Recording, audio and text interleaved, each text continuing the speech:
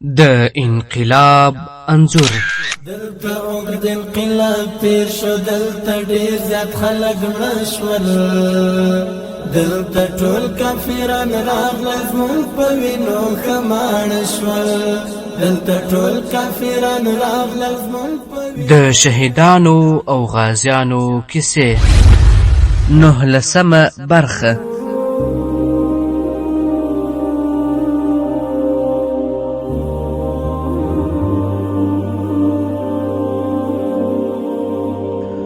الحمد لله وكفى والصلاة والسلام على رسوله خير الورى اما بعد.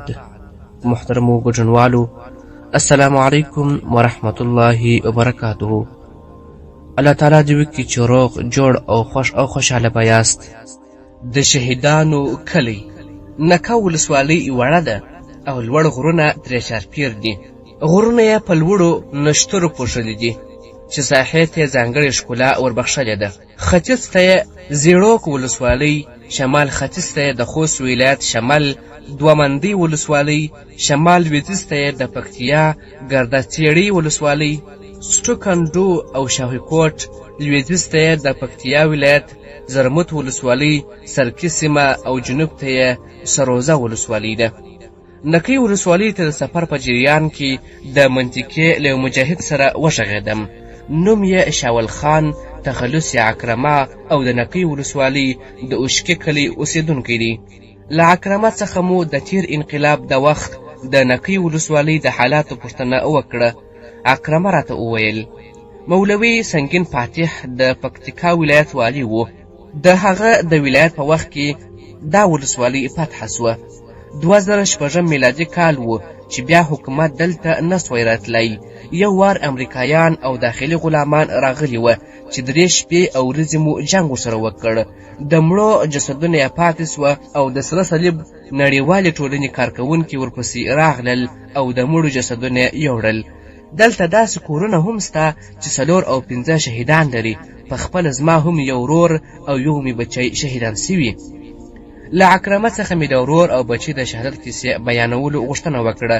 راته یې وویل ورور مې ګل موسی خان نصرت نومېده چې په خوست ولایت کې یې درسونه ویل او امامت یې هم و.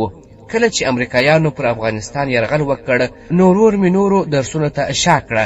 خپلې منطقې ته راغلی او له مولوي سنگین فاتح سره یو ځای یې د اشغالګرو په مقابل کې مسلح جهاد شروع کړ. مولوي سنگین فاتح په لومړي ځل د نکۍ، زیړوک او ګیان ولسوالیو د اکمالاتو د مسؤل په توګه وټاکه.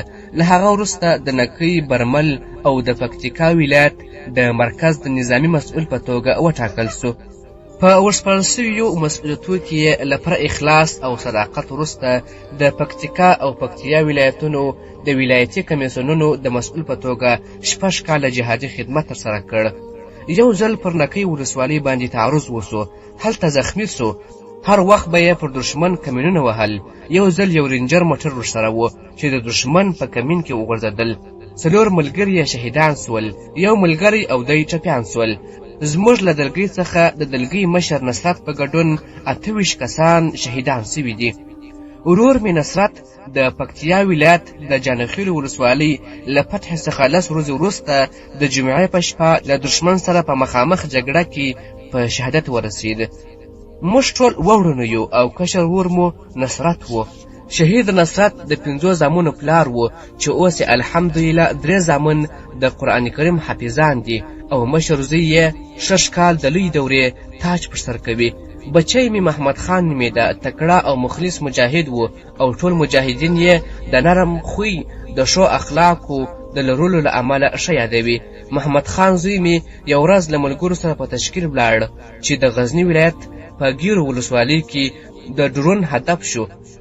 د محمد خان زوی په ګډون 9 نور مجاهدین شهیدان سول.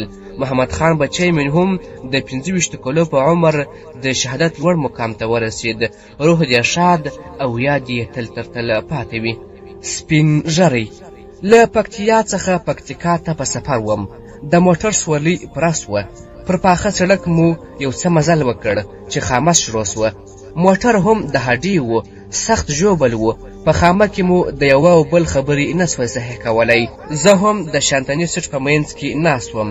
ښی طرف ته مې یو سپین ناست و چې د یحیی خیلو اوسېدونکی و او چپ طرف ته مې یو بل کس و چې رنګ یې ملا ته ورته و.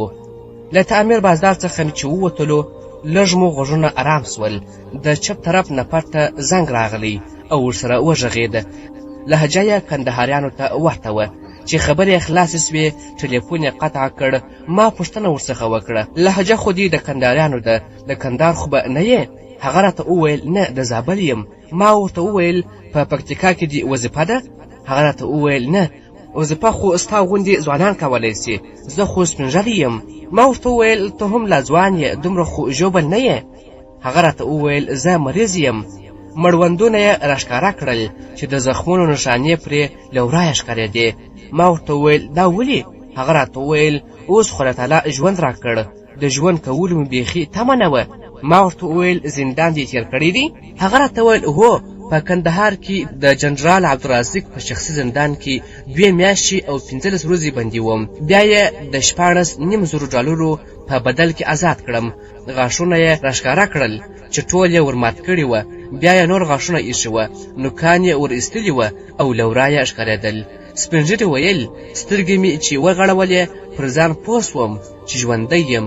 ملګري راته ولاړ وه او په روغتون کې وم. له هغه وخت څخه تر اوسه پورې دوا خورم. الحمدلله چې اسلامي نظام راغلی او امن دی. اوس اردن ته روان یم، هلته ملګري ته ورځم.